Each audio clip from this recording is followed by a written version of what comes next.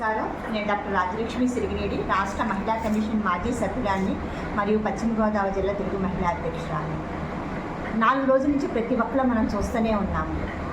ఈ పింఛను కార్యక్రమాన్ని ఎంత మోసపూరితంగా జగన్మోహన్ రెడ్డి మలుస్తున్నాడో ప్రతి ఒక్కరు గమనిస్తూనే ఉన్నారు, ప్రజలందరూ కూడా. ఈరోజు మేము చెప్తున్నాము, వాలంటీర్లకి తెలుగుదేశం పార్టీ వ్యతిరేకం కాదు, కానీ వాలంటీర్లు ఎవరైతే రాజకీయాలు చేస్తారో వాళ్ళకి వ్యతిరేకం తెలుగుదేశం పార్టీ. ఈ రోజున 1,30,000 మంది సచివాలయ ఉద్యోగులు ఉన్నారు. వారి ద్వారా ప్రతి గ్రామానికి చూస్తే కనుక 42 మంది లబ్ధిదారులు ఉన్నారు, పింఛన్దారులు. వారికి ఇవ్వాలంటే 20 రోజుల్లో కంప్లీట్ చేసేయచ్చు. కానీ ఈ రోజున వృద్ధులకి, వికలాంగులకి, పేదలకి తెలుగుదేశం పార్టీ అడ్డుపడుతుంది పింఛన్లు ఇవ్వకుండా అని చెప్పిన ఒక మోసపూరిత ప్రకటన జగన్మోహన్ రెడ్డి ఎక్కువ చేస్తున్నారు.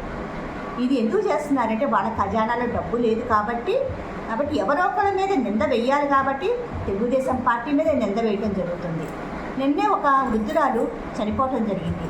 దానికి వాళ్ళు ఏమన్నారంటే ఈ పింఛన్ లేక అక్కడ దాకా రావటం మూలాన ఆ మనిషి చనిపోయిందని చెప్పి బ్లేమ్ చేస్తున్నారు. ఈరోజు మేము అడుగుతున్నాము, వృద్ధుల పక్షపాతి చంద్రబాబు నాయుడు గారు, మహిళా పక్షపాతి చంద్రబాబు నాయుడు గారు.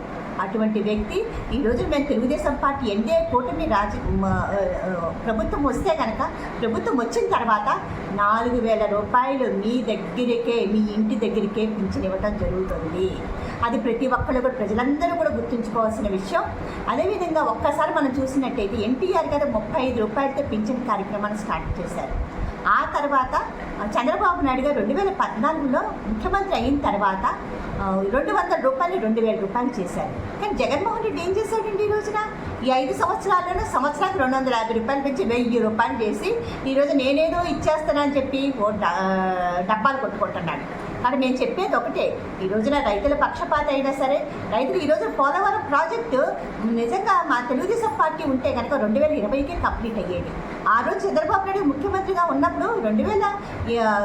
ఆ రోజున 72% పోలవరం ప్రాజెక్టు కంప్లీట్ అయ్యింది. ఈ రోజున ఆయన ఉండింటే కనుక 2020కే కంప్లీట్ అయ్యేది. నిజంగా పోలవరం ప్రాజెక్ట్ కంప్లీట్ అయితే తూర్పు పశ్చిమ గోదావరి జిల్లా 3 పంటలకు నీరు అందేదని చెప్పి మేము సవినయంగా తెలియజేస్తున్నాము.